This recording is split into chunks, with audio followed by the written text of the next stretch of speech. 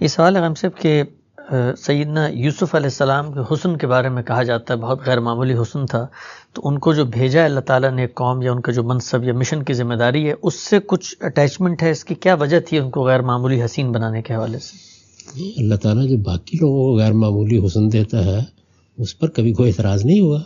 مختلف پیغمبر جتنے بھی آئے ہیں وہ اچھی صورت اور وجاہت ہی کے ساتھ آتے ہیں، ان کے ہاں یہ چیز غیر معمولی ہو گئی، لیکن اللہ تعالیٰ نے تو اس کو موضوع نہیں بنایا۔ انہوں نے تو حضرت یوسف کی جس خوبی کو موضوع بنایا ہے وہ یہ ہے کہ ہم نے اسے باتوں کی تہ تک پہنچنے کی صلاحیت دی تھی۔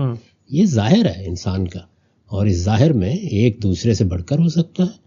یہ چیز تو اللہ تعالیٰ اس دنیا میں بھی کر رہے ہیں، ایسے ایسے حسین، ایسے ایسے خوبصورت لوگ اس وقت بھی دنیا میں دیکھنے کو ملتے ہیں کہ آدمی کو نگاہ ہٹانا مشکل ہو جاتا ہے۔ یہ اللہ کا کرم، اللہ کی عنایت ہے۔ علم، اقتدار، حسن، یہ اس کی نعمتیں ہیں، وہ دیتا ہے، اس کا پیغمبری کے ساتھ خاص نہیں ہے یہ بات۔ ٹھیک، ہم سب اور وہ کسی قوم کی طرف پیغمبر تھے بھی نہیں، وہ اصل میں ایک نئی امت کی تشکیل کے لیے بھیجے جانے والے نبی تھے۔ حضرت اسحاق، حضرت یعقوب، حضرت یوسف، تینوں کو بنی اسرائیل کو ایک امت کی حیثیت سے اٹھانے کے لیے بھیجا گیا۔ ٹھیک، ہم سب یہاں پہ اس تفصیلی رائے کے بارے میں پوچھنا چاہوں گا جس سے عام طور پہ تصور جاتا ہے کہ سیدنا یوسف کے حسن کو بیان کرنے کے لیے کہا جاتا ہے کہ خواتین ان کے حسن سے مسحور ہو کے انہوں نے اپنی انگلیاں تک کاٹ لی تھیں۔ تو تفصیل تو لوگ البیان میں پڑھ سکتے ہیں، لیکن اگر خلاصہ آپ بتا دیں اس کا۔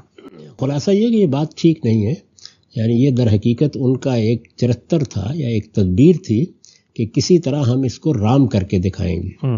جب زلیخا اس میں کامیاب نہیں ہوئی تو خواتین نے ان کو چیلنج دے دیا کہ ہم بتاتی ہیں، تو اس موقع کے اوپر انہوں نے اپنے ہاتھ کاٹ کر گویا یہ کہا کہ اگر ہماری بات نہیں مانو گے تو جیسے خودکشی کی دھمکی دی جاتی ہے۔ اچھا، قرآن مجید نے آگے بیان کر دیا یہ کہ یہ ان کی ایک تدبیر تھی اس کو رجھانے کے لیے، لیکن یوسف اس سے متاثر نہیں ہوئے۔ یعنی وہ غمزے اشوے بہائے کہ کہیں متوجہ ہو جائیں۔ جی بالکل ایسے ہی۔